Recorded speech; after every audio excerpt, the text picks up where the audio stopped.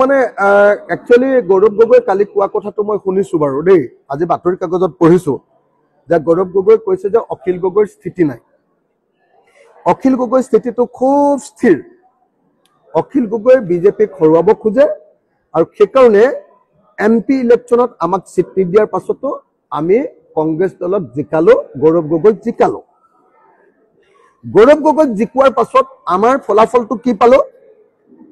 আমি ফলাফলটো পালো যে 5খন বিধানসভাৰ উপনিৰ্বাচনত গৌৰৱ গগৈয়ে ৰাইজৰ দল আৰু অসম জাতীয় পৰিষদ আৰু অন্যান্য বিৰোধী দলবিলাকক নিদিব লাগে বুলি তেওঁ মানে হাতে মূৰে কাঢ়িবলৈ আৰম্ভ কৰিলে। গৌৰৱ গগৈ ভাবিলে যে মই নিজে চিফ মিনিষ্টাৰ হৈ যাওঁ, বেলেগ হ'ব নালাগে। গতিকে তেওঁ বিহালীত কোনো পধ্যে কাকো চিট এৰিব নোখোজিলে। এতিয়া আপোনালোকে কওক যে অখিল গগৈয়ে গৌৰৱ গগৈক জিকাবৰ কাৰণেও লাগি দিছে আৰু অখিল গগৈয়ে তাৰপিছত পঞ্চায়ত ইলেকশ্যনতো একেলগতে কংগ্ৰেছৰ লগত ইলেকশ্যন খেলিবৰ কাৰণে সন্মতি প্ৰকাশ কৰি একেলগে বুজাবুজি কৰিবৰ কাৰণে আলোচনা কৰিছে।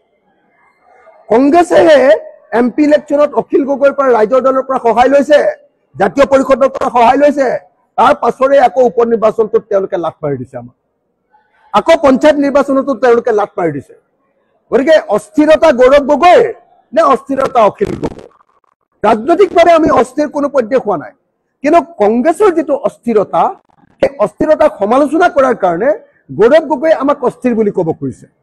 আমি গৌৰৱ গগৈ আৰু কংগ্ৰেছৰ অস্থিৰতাক সমালোচনা কৰিছো যে তোমালোকক যদি আমি MP ইলেকশ্যনত সহায় কৰিব পাৰো, তেতিয়াহ'লে তোমালোকে কিয় আপোনাৰ উপ নিৰ্বাচনত একেলগে ইলেকশ্যনটো কিয় নেখেলা?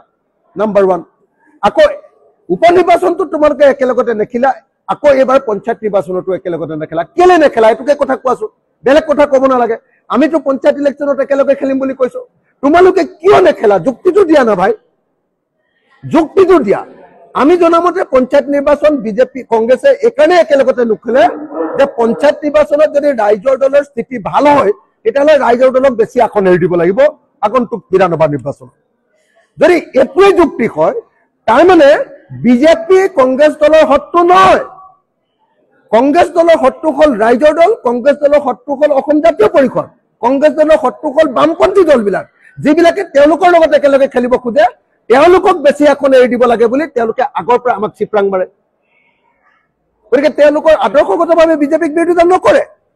গতিকে আমি স্পষ্ট ভাষাত কৈ দিছো যে গৌৰৱ গগৈ কোৱাৰ দৰে অখিল গগৈ অস্থিৰ নহয়, বৰং কংগ্ৰেছ দল অস্থিৰ, গৌৰৱ গগৈ অস্থিৰ, ভূপেন বৰা অস্থিৰ।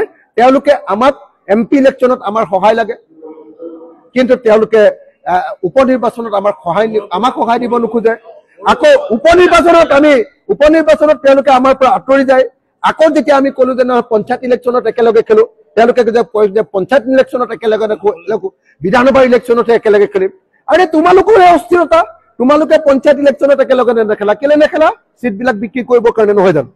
চিটবিলাক বিক্ৰী কৰি সংখ্যালঘু চিট, মুছলমান চিটবিলাক বিক্ৰী কৰি টকা পায়, আৰু টকা পাই কাৰণে আমি যদি একেলগতে খেলো আমাক কেইটামান চিট দিব লাগিব কাৰণে টকাটো কমিব। সেইকাৰণে কংগ্ৰেছে আমাৰ লগত বুজাবুজি নকৰে। কি কৰো কওক এতিয়া? আমি অস্থিৰ নে গৌৰৱ গগৈ অস্থিৰ? আমি অস্থিৰ নে কংগ্ৰেছ অস্থিৰ? আমি অস্থিৰ নে ভূপেন বৰা অস্থিৰ? আপোনালোকে নিজে লক্ষ্য কৰক।